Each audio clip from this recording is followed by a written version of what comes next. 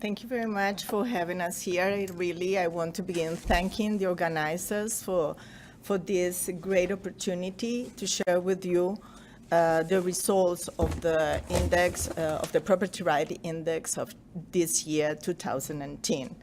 And as Lorenzo began to say, well, property rights are a goal in itself because we're talking about human rights. But simultaneously, property rights act as catalysts for economic growth and social development.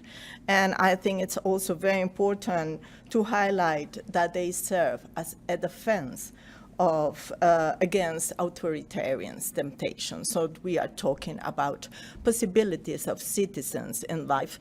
So I'm very happy that you said that Mandela was so encouraging property rights, which I didn't know, but I will remember for my future presentations to say that.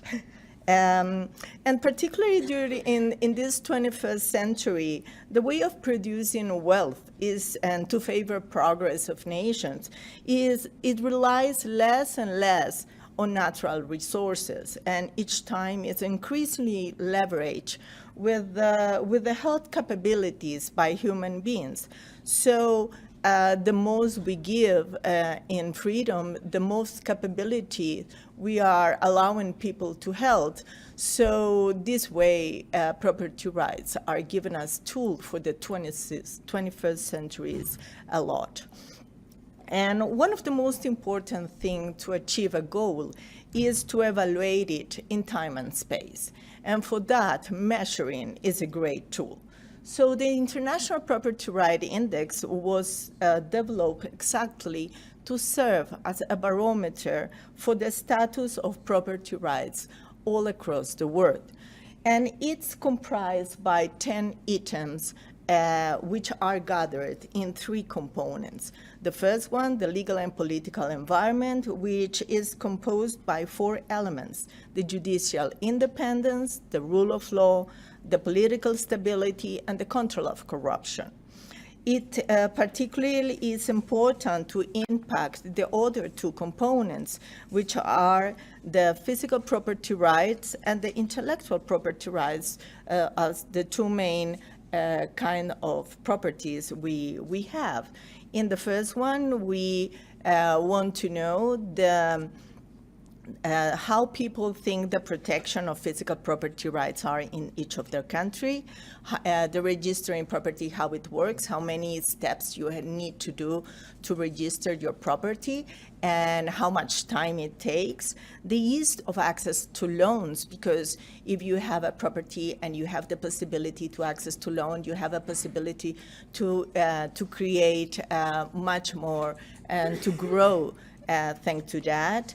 And the intellectual property rights component has 3 elements itself: the protection of intellectual property rights, the patent protection, and the copyright piracy.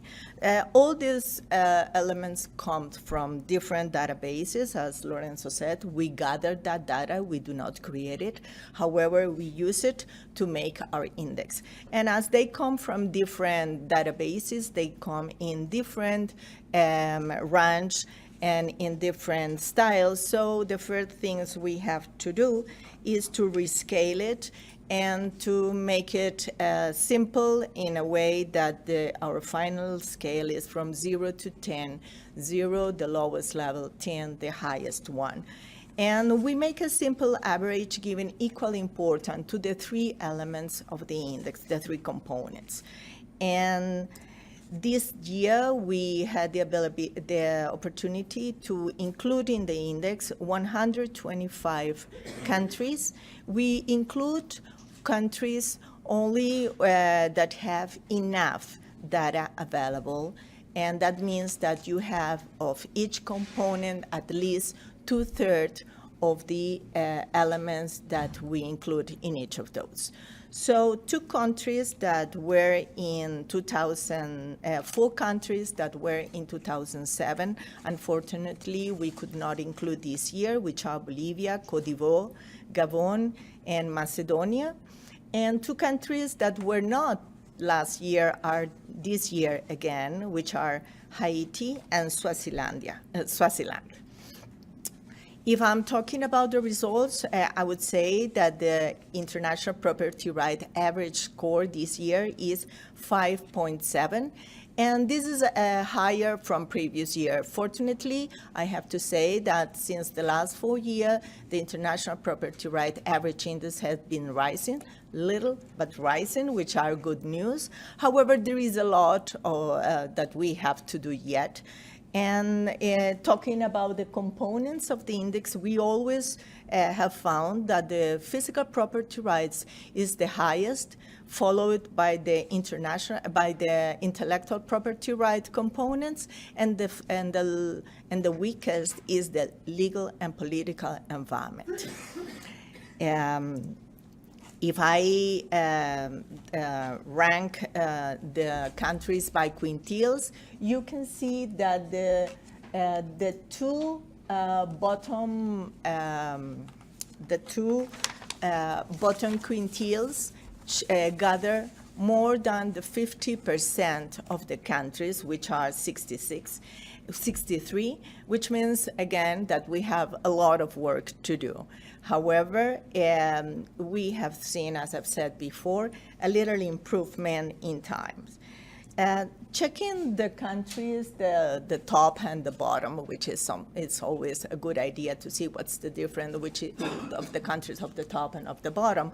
We can see that this year Finland leads. We see that Finland leads the group and also leads the intellectual property right component.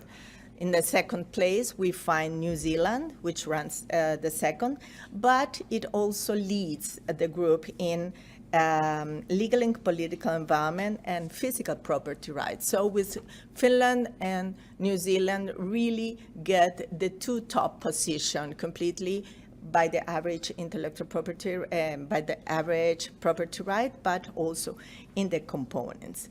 8 countries of the 15 top has legal and political environment as their stronger component, 6 of them the intellectual property right, and only 1, Singapore, is the physical property rights, the stronger component.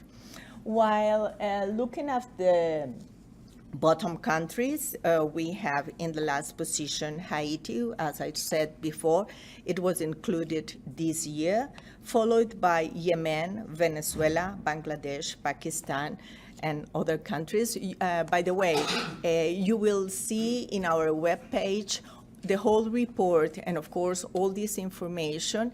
And as Lorenzo said, if any of you have any particular interest, we can share the complete data so you can analyze and use for research or your interest completely free. And well, but there is a very important thing when we compare the top 15 and the top bottom countries. In the top countries, we find that the stronger component is the legal and political environment. However, it's the weakest in the top bottom. So this gives us hint where we have to focus in to strengthen property rights. That means that we have to have a complete environment that help us to have really good property rights for all of the citizens. We also got, when looking at the 15 top, we may see that they are the same of the last year. And actually, if you look back a couple of years in time, you may find that more or less are the same countries. That means that when you get to this kind of position, you remain there. That is that it's good for the society, so they try to keep this. And what you see is that some countries move a little, the lineup may change, but the 15 top countries remain more or less the same in time. We gathered the countries by different criteria, by geographical regions, and in this case, Oceania, North America, and Western European Union are the top groups. Also, by regional and development criteria followed by the IMF, or the case of the World Bank criteria, which is by income. In this case, you may see that the lineup of the international property right and the income criteria is exactly the same. And we also use the economic and regional integration agreement groups together and to see if there are any kind of similarities of countries and behavior of the legal and political environment. As our interest, as our unit of analysis are countries, and our main focus is the rights, the property rights that people have. So we weight our index with population, because the idea is to know how many citizens in the world really enjoy property rights. And we have countries with a tiny population, while others with a really big one. And in this case, when you weight by population, you see that the average property rights goes a little bit down. That means that we have that more than 50% of the population in the world that is in the middle levels of property rights. And at least, and this means that if we focus fostering property rights in densely demographic countries, of course, we will give a lot of citizens this right to enjoy. This graph that you will read and you can see more with more time on the web is very helpful if you want to see where is your country. By the way, this red point is South Africa, and this will tell you if the country improved or not, in which level it is, in which geographical area it is, and by the size of the dot, you will also see the population of the country. So if you check this graph with enough time, you'll get enough information for making a few analyses and how these countries are evolving from the past year. We also wanted to see if there are many situations inside countries that we know that there are different kinds of discrimination, ethnical, religious discrimination, and of course by gender. We use the gender discrimination because it can be used all over the world, because the other two may be in a country but not in another. However, we are women and men all over the world. So gender equality, as we know, is an issue also. Oh, thank you so much. That's a good point. Gender equality is a goal in itself, of course, and it has been demonstrated its relevance for fostering development.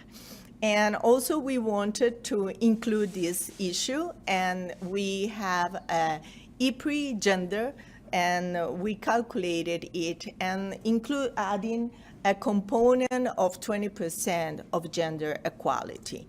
In this case, we also can show you it divided by quintiles, and the lineup is highly different because we can see countries that has very good property right, but they are not so good in gender equality.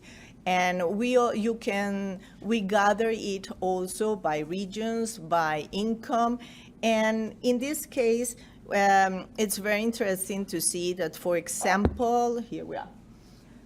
Latin American countries are much better in gender equality than in property rights. On the contrary, you can see MENA countries, that Middle East and North Africa, that they are not so good in gender equality, but much better in property rights. So that combination, it's important because, as I said, previously, what we want is that all the citizens in the world have the rights, no matter the gender, the race, the religion, where they live. So this is the reason we made this kind of analysis. And you may see them also by countries and by the different grouping we used. Why we have and why we work for property rights? Well, as we have said, it's a human right, but it's because it's a catalyst for growth, it's a catalyst for development. And development is not just economic growth, it's a very complex and multidimensional concept. So what we do each year is that we try to evaluate the correlations of our index with different variables of different dimensions of development. In this year, we use some of socioeconomic outcomes, freedom, social capital, and those elements that could make us jump, really jump in front the 21st century, even we are in it. But I mean, make us really powerful as citizens in this new era, digital era we are living in.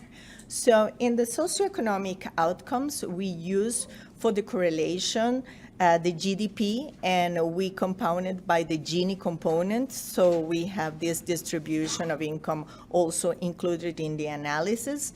The Global Entrepreneurship Index, the gross capital formation, and the net investment to see domestic and international investment, and the economic complexity index, so we can see how is the added value of the production correlated with our index. In this case, we saw that the higher correlation was found with the Global Entrepreneurship Index, which lead us to think of the importance of entrepreneurship as a linchpin on creation, innovation, and economic outcomes.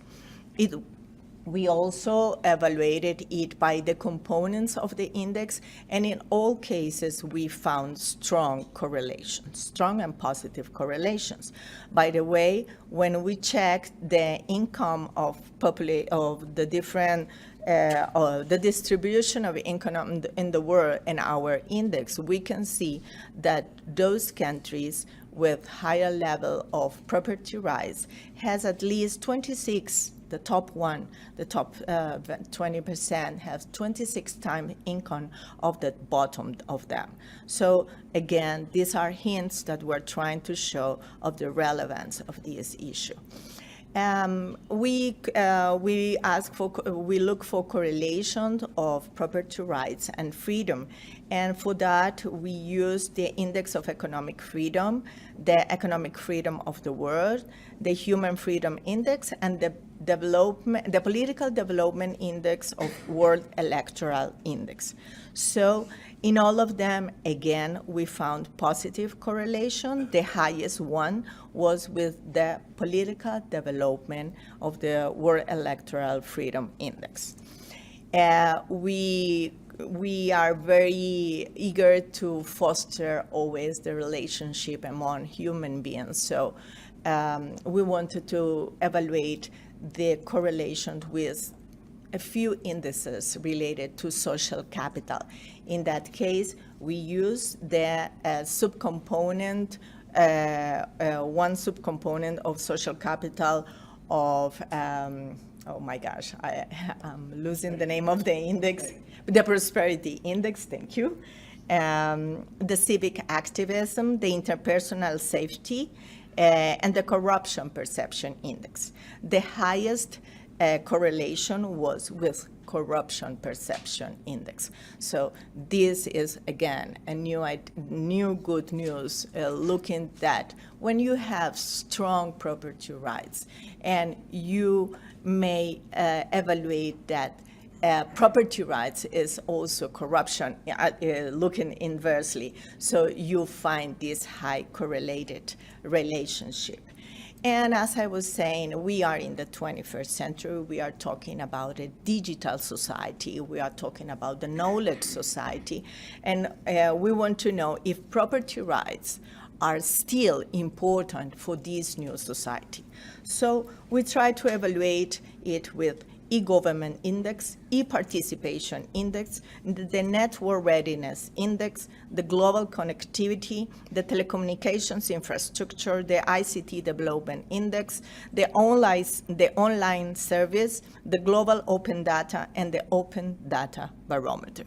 We use this group of indicators, and the highest correlation was with the network readiness index that give us a hint of how eager is the population to use technology to follow their dynamics, the social and economic dynamics nowadays. So if you can see, all the Pearson correlations are really, really high, but this was the highest one. It's 0.9. It's almost it's a high, very high important correlation. And all the gatherings I showed you before were, let's say, created by us, regional, income, development. I mean, we decided how to gather those countries. However, I wanted the data to speak by itself. So I said, let's make it this way. Let's use all the index we were working with, and let's make some clusters. So statistics make this grouping. And what we did was to create some cluster analysis, and the idea was to find out how they group. And we found that 3 clusters were enough to organize our sample. Well, here is not well, you can find much more information with this graph. These 3 clusters are the 3 that we created by this methodology. And the yellow dots are the centers of each of the clusters. And you may see how the grouping of countries are around this here. Here you may see South Africa, which is in the second cluster, even though I will speak a little bit of South Africa. I know you may be interested in how your country is placed in this. And these clusters, what are telling us these are the lowest levels of property rights, but also the less developed countries. Most of the organization give us hint of how this is organized.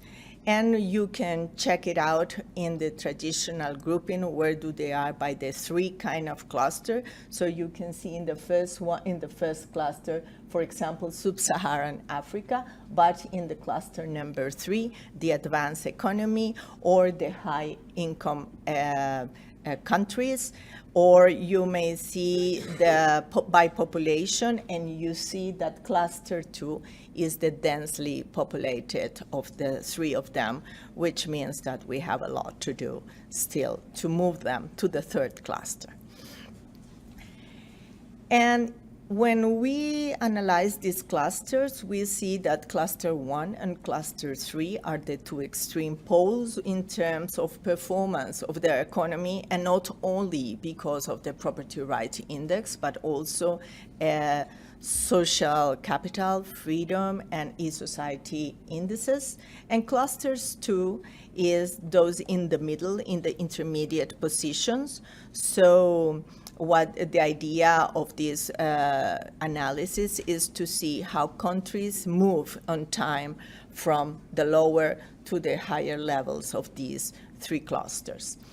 This year, by the way, we had successful cases of Bulgaria, Cyprus, Latvia, and Romania that went from, and Turkey, that moved from cluster 1 to cluster 2, and Israel that moved from cluster 2 to cluster 3. And this is very interesting. At least when I see those graphs with the cluster, I always check not only where are the countries, but which of them are in the borders, because how they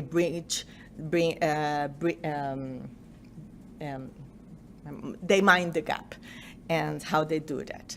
So as a final remarks, I would say that this 12th edition of International Property Rights shows consistency with the previous one, revealing that property rights are very important structuring societies. And this suggests that showing high income and high development levels indicate a positive relationship between property rights regime and well-being. I wanted to share some information about South Africa. I understand you are highly interested.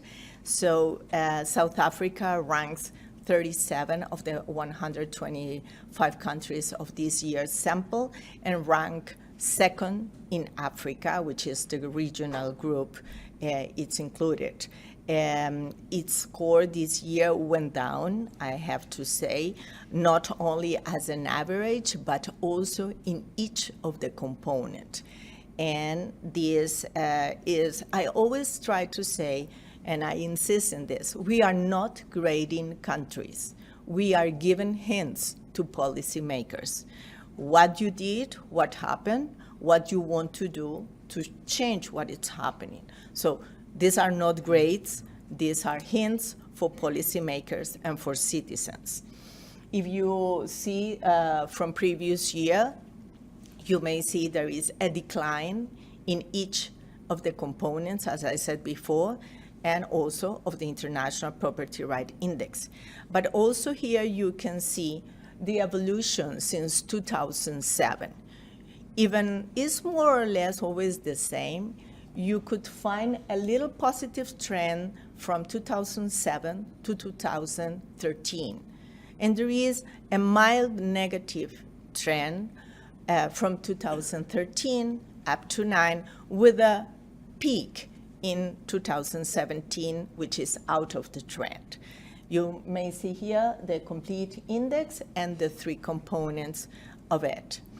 This is the position of South Africa in its region, Africa. Rwanda is before, it's on the top, and South Africa comes the second. And here you may see South Africa by groups. In the blue column is South Africa. The second one is Africa as a region. The third is South Africa Development Community. And the last one is the whole world. So its position, generally speaking, is positive compared to the groups it belongs. But of course, we want always to be better. And you can see the position of South Africa and compared to the region of Africa, but also in each of the 10 components of the index. So all of this information is available for any of you. As I told you, that was the position of South Africa in the clusters. And we can share it for you for free, by the way, because what we want is that you use our index for research and, as I said, for policymakers as hints of what can help them to improve their countries. Thank you very much.